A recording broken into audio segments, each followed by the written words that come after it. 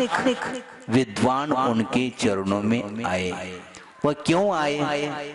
उन्होंने गुरुदेव के सामने सुन रखा था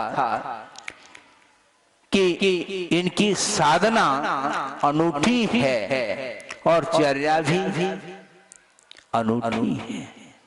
सब लोग सुनाते थे उनको और उनको जाने का अवसर नहीं मिला था। बार बार उनके चरणों में जाने का भाव उनके अंदर था और वो दार्शनिक विद्वान थे। किंतु क्या वो अब खोल दे, खोलना ही पड़ेगा। दार्शनिक विद्वान तो थे किंतु जैन मतावलंबी नहीं थे। लेकिन साधना तो सुन रखी थी उन्होंने, इसलिए भाव हुआ कि एक बार देख लें, साधु का दर्शन कर लें और गुरुदेव के चरणों में आए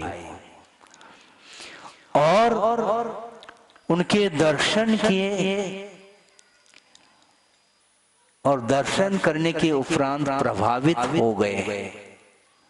लेकिन प्रभावित होने के उपरांत भी भीतर विकल्प बना रहता है। वो विकल्प क्या है वो बाद में हम कहना चाहेंगे। और वह प्रसंग था महावीर भगवान का निर्वाण महोत्सव। कौन सा?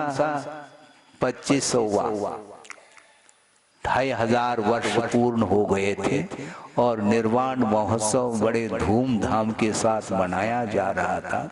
उस कार्यक्रम में वो आए थे और उस समय एक व्यक्ति ने स्टेज पर आकर के गुरुदेव के सामने एक छोटी सी पुस्तिका का विमोचन करना चाहा और विमोचन करके गुरुदेव के सामने समर्पित किया और गुरुदेव को कहा कि महाराज, इसमें महावीर भगवान के बारे में कुछ लेख भी हैं और चित्र आदि भी हैं। विभिन्न प्रकार के विद्वानों के भाव भी इसमें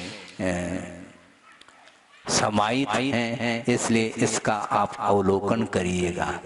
अच्छी बात है, प्रवचन तो करना था, उसके पहले ही उन्होंने एक आध पन्ने पलट करके देख लिया और उन्होंने कहा इस किताब में कोई महावीर भगवान का चित्र तो मुझे दिखाई नहीं दे रहा है। क्यों नहीं दिखाई दे रहा है महाराज? ये तो लास्ट अंतिम पृष्ठ में ये महावीर भगवान का ये चित्र है। कौन कहता है इसको महावीर भगवान का चित्र है?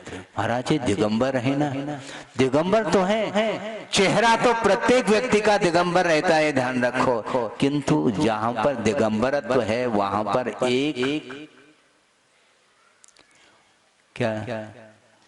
एक वृक्ष की टहनी दर्शाई गई है जिसके कारण दिगंबरत्व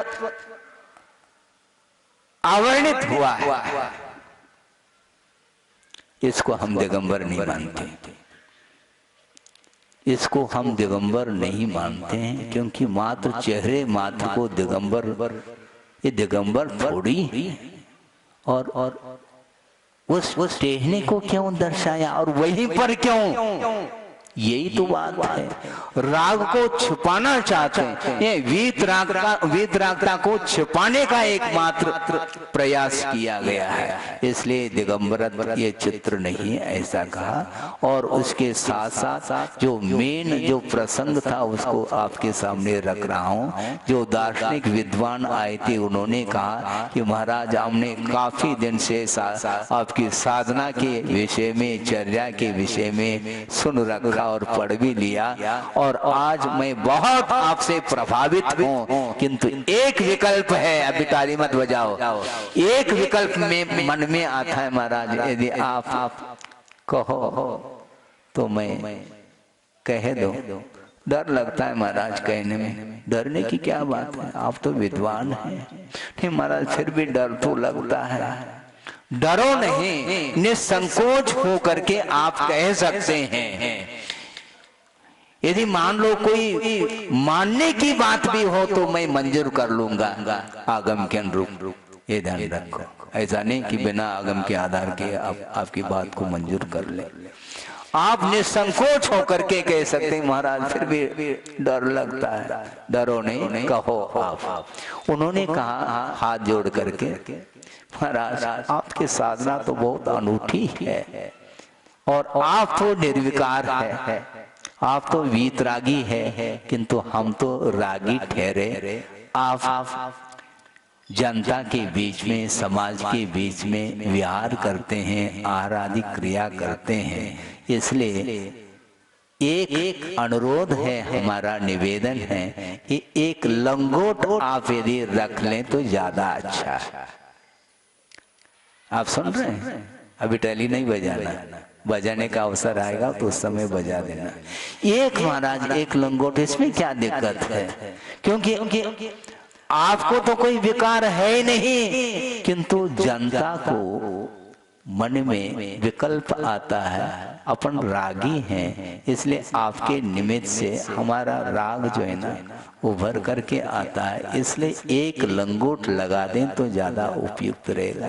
ये हमारा निवेदन था और कोई बाध्यता नहीं है। अच्छी बात है, निवेदन तो आपने किया है, बहुत अच्छी बात है। और महावीर भगवान का सिद्धांत है अपरिग्रहवाद। ठीक, आपने लंगोट की बात की है। लंगोट में भी बहुत ज्यादा कपड़ा लगता है, धोती जैसा तो नहीं लगता, लेकिन फिर भी लंगोट में वस्त्र तो चाहिए। और उस लंगोट में जो कपड़ा लगता है उससे भी कम कपड़े में काम चल जाएगा आपका। एक हरी पट्टी है ना कपड़े की, उसको आंख पर आप लगा लें तो ज्यादा बेटर है।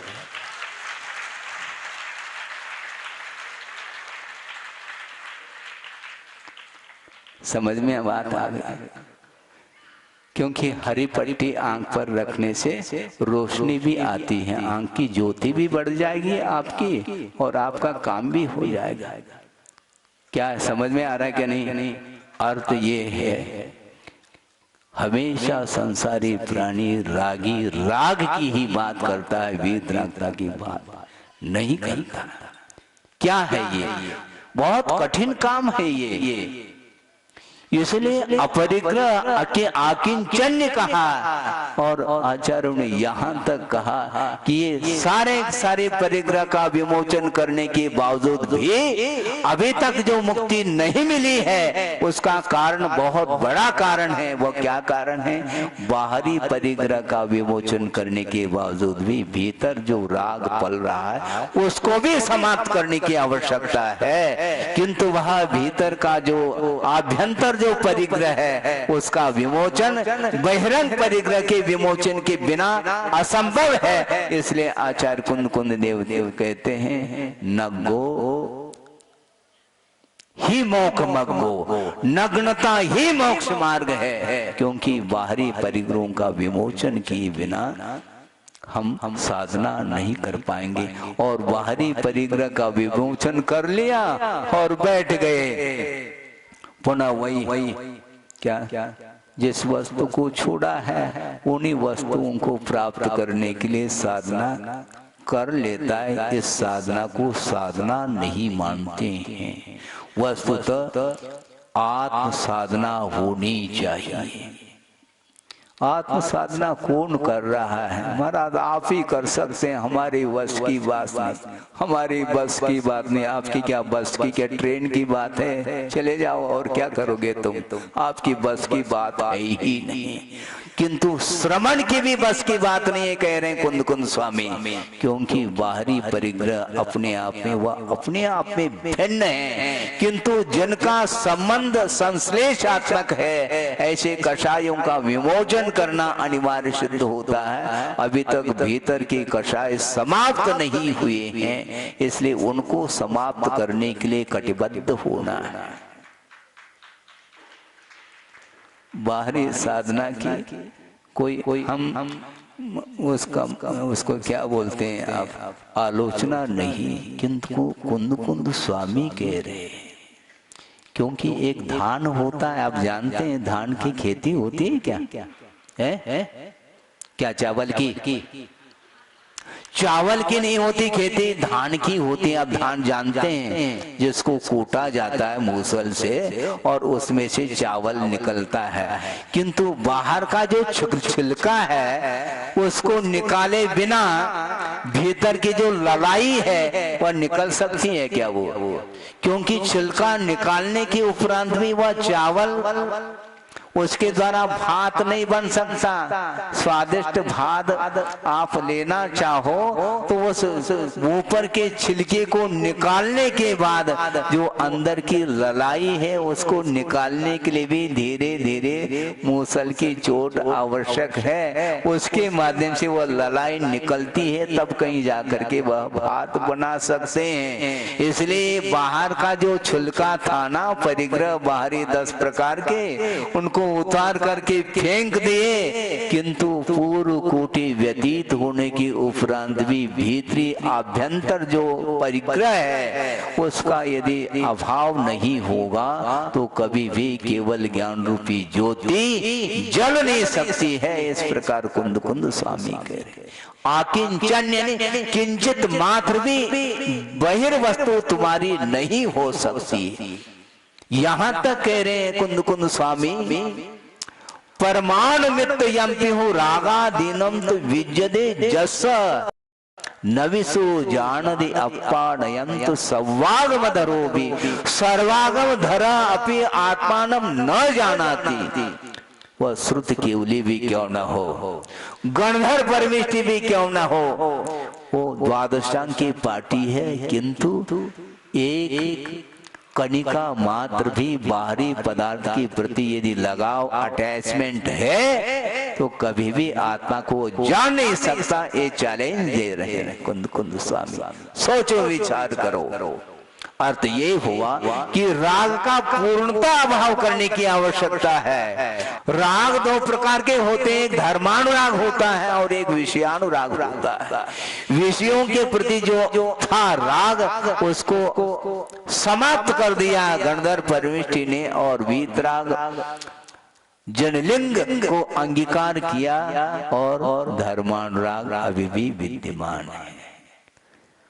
महावीर भगवान कहते हैं, देखो गौतम अपनी कमाल कर दिया, सारे परिग्रहों का विमोचन कर दिया, विषयानुराग को लात मार करके छोड़ दिया, उसको उसके प्रति उपेक्षा की दृष्टि देखा, उपेक्षा की दृष्टि से देखा और सारा का सारा विषयानुराग समाप्त अपने कर लिया, बड़ा पुरुषार्थ कर लिया आपने।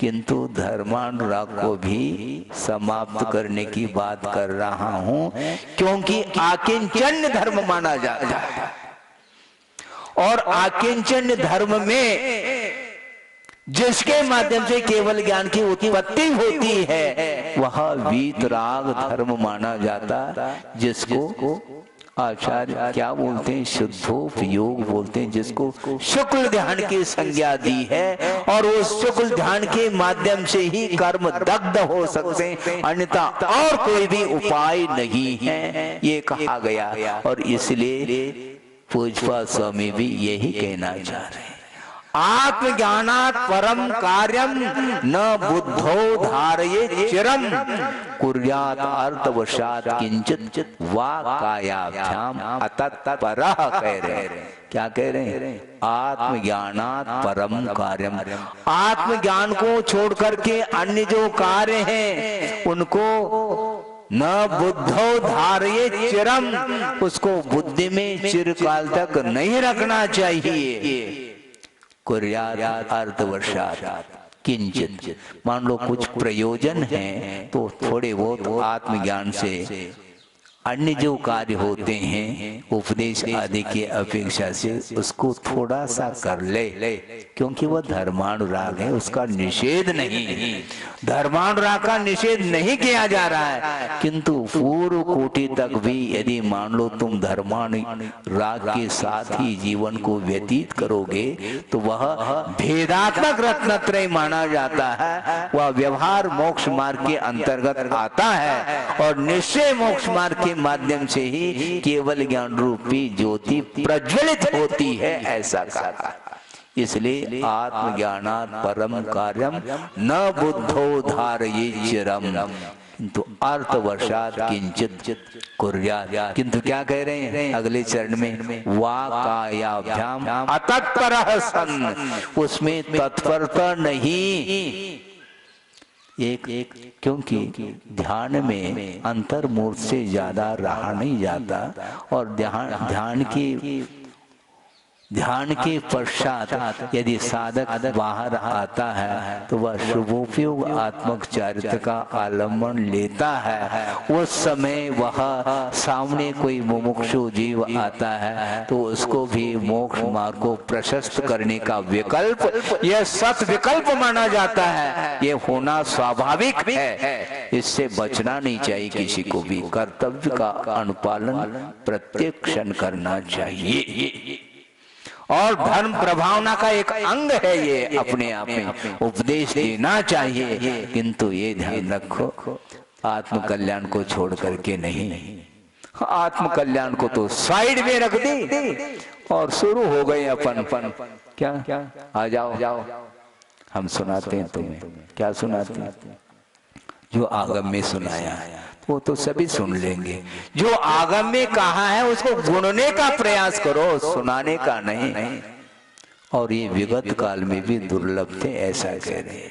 सुनते सुनते गुनते थे। गुनने वालों की संख्या तो इन्हें बहुत विरल है, किंतु सुनने और सुनाने वालों की संख्या तो भरमार है। इसलिए आचार्य कहते हैं अतत्परः सन्, उसमें तत्परता नहीं। इस कार्यक्रम के पुण्यार्जक हैं स्वर्गीय श्री सवाईलाल जैन जी की 17वीं पुण्य स्मृति पर श्रीमती चिंतामणि सवाईलाल जैन परिवार, कन्नौज, मुंबई।